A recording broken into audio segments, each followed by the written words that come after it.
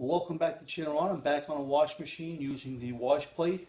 And a lot of the comments I've been getting is thank you very much, but they just cannot seem to get the wash plate off.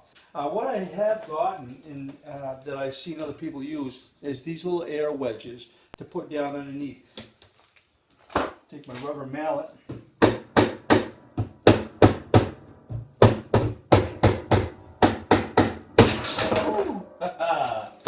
There we go. Whew.